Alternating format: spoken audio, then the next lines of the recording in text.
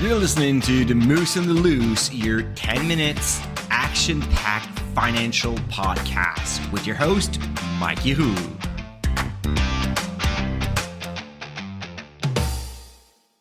Hey, what's up, Market Moose? Mike from The Moose on the Loose. I hope you're doing well on this Tuesday morning. You're probably doing well unless you are a BCE shareholder. And seriously, I'm mad at management. I'm very not happy about BCE, and I can feel your pain. On my side, fortunately, I do not have BCE in my portfolio, but really, it's like Halloween is not over yet. We are November 4th, and still we get some more on this horror story. So, two news that happened yesterday. BCE stock price tumbled by almost 10% yesterday, based on those two news. The first one, and it's probably the worst one, and a lot of investors will not see it that way, but BCE announced a pause of its dividend growth policy for 2025. So no dividend increase in 2025.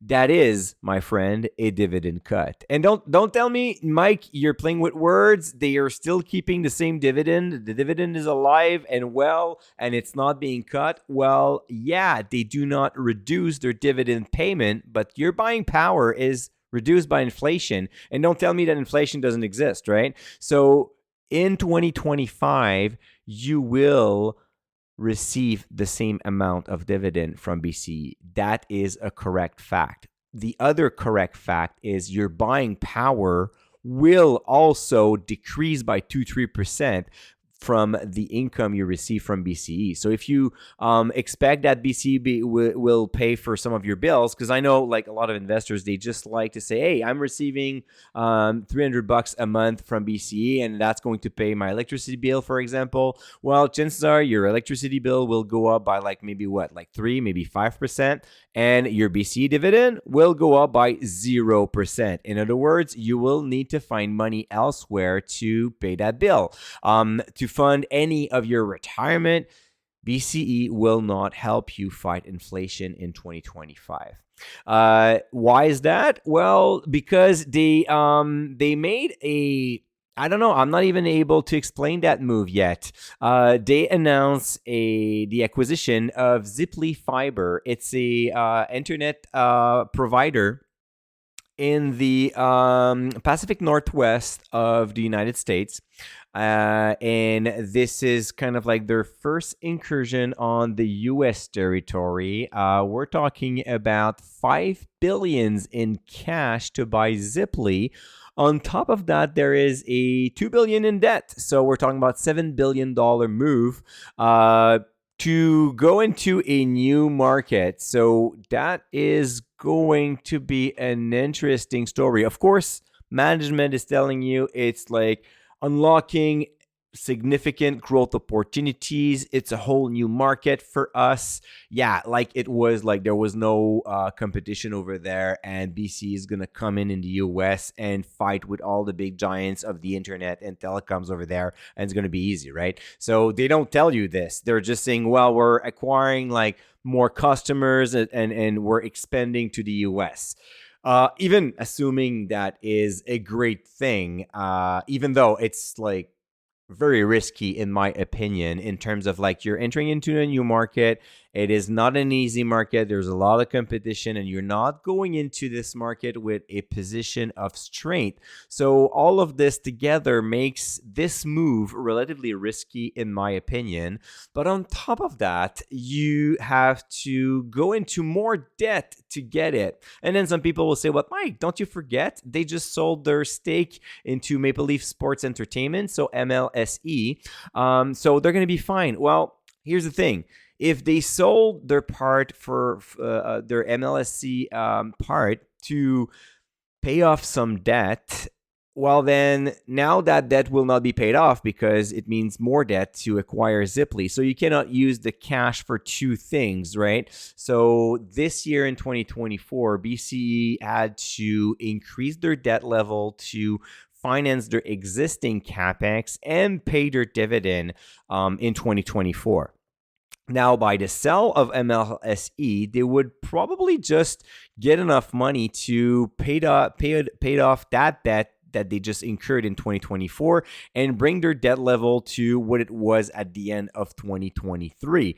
But now we're going into another deal of 7 billion. So long story short, all of this winko wacko, we're back to the company sold in high quality asset with MLSE. They're buying Zipley Fiber, and they will have relatively about the same balance sheet, probably 1 billion or 2 billion more in debt, because they expect to get about 4.2 billion from the sale of Maple Leaf Sports, and they're buying something at 7 billion. So I mean, you don't need a calculator. There's some dollars short here. So what's gonna happen? More debt. So we're talking about a business that is struggling to grow their revenue over the past few years. Do not expect much revenue growth in 25 either, so like a 2-3%. They are struggling to generate more cash flow from operation. That was the story in 2023. That was the story in 2024. It will be the story in 2025. We already know that. The company is not able to generate enough cash flow to finance their capital expenditures. So maintenance of their network, reinvestment, new projects, the acquisition of Zipley. So they have, and the payment of their dividend. And now they have to increase their debt to cover this. Well, they already have more than 6 billion coming up for renewal in 2025. That will likely be more expensive than what it is right now on their financial statements. So interest charges is going to increase even more. The company is not generating enough cash flow to cover that interest payment plus CapEx plus the Zipley acquisition plus the dividend. And then management just thought, well, we're just going to not increase the dividend and everything's going to be fine. All right, you're doing some damage control over here, but I don't see the growth. You're telling me that entering into the US market is going to expand growth. Maybe you're right, but I don't know. I'm very, very skeptical here. I don't believe in it. I really don't believe in it. I already told you that BCE was dead to me a few months ago. It was never in my personal portfolio, but even at Dividend Stocks Rock, we downgraded the stock about a year and a half ago. It will be downgraded again, mostly because now that there is no more dividend growth, that is 100% sure, and the company keeps on getting into more debt. I really don't see how this is going to turn up to be a thriving company. I mean, imagine that we have a market crisis, because right now the market is going up like there's no tomorrow. Yes, it is volatile, but still it is highly positive on the TSX, on the Canadian side, on the US side. So what will happen if we have a market correction? I mean, BC is going to take a hit, another one. So really, I'm not happy about what they did. I think that it is definitely a Hail Mary trying to find some ways to calm down investors. But if I was an investor here, I would not be calm at all. So anyways, that was my take on BC. Take it, don't like it, I don't mind. I know I feel upset today, but seriously, it's just like one bad news after the other. See, even my dogs are getting crazy about that. So you can imagine. I want to end this webinar on this podcast on a positive note, because I do have a webinar about creating dividend income for life. How about investing in quality income? So definitely not something like BCE. And you can register for free at moosemarkets.com/webinar. So it's moosemarkets.com/webinar.